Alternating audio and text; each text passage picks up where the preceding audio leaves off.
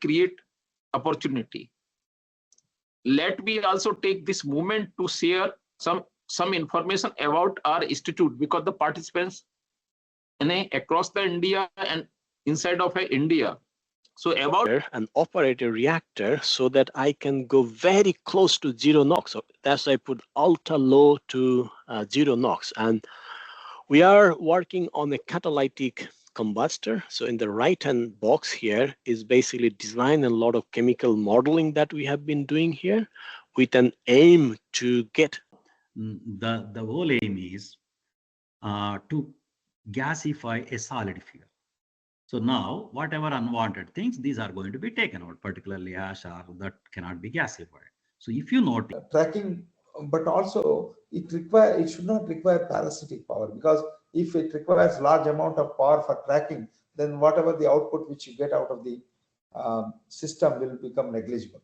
Earlier they are having a aluminum blades. Aluminum blades we are replaced with the FRP blades. So again we can see these are the blades. Again myself I climbed and so this is again the latitude longitude unloading and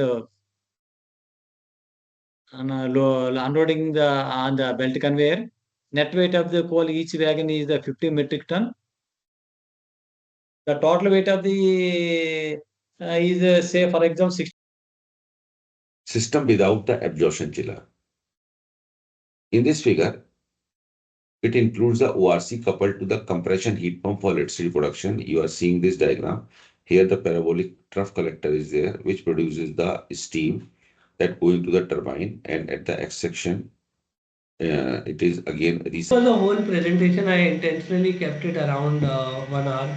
Also, I would like to cover a little bit about the energy modeling aspect, and sir initially in the introduction mentioned based poly generation system. We close this poly generation to study the air systems like temperature, relative humidity, and air flow rate. The comfortness also, how much comfort we are getting. Movement of this collector.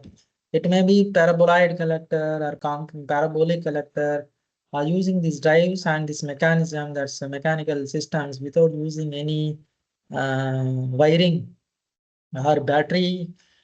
Is there, and from there we are getting the heat. So that heat is used for the organic Tanke cycle, which is basically drive the turbine, so we can get the power output, and then that is coupled with the vapor, that ejector application system, where we will get from the evaporator we will get. You just see, already I have explained, in LB heater we are getting 10 to 20 degrees temperature, delta T. Temperature difference. You just see, this is the 184. Here we are getting 225. That means more than 40 degrees temperature is there. While coming into the here, this is the 240, 250. So HP heater 1 is how the heat to accumulate and build. For this, you don't need chilled water. You just need water at 24, 25, 26 degrees centigrade. That's it. Generator is connected to the generator. Electricity is produced and electricity is given to the building or the facility and integrated with the grid.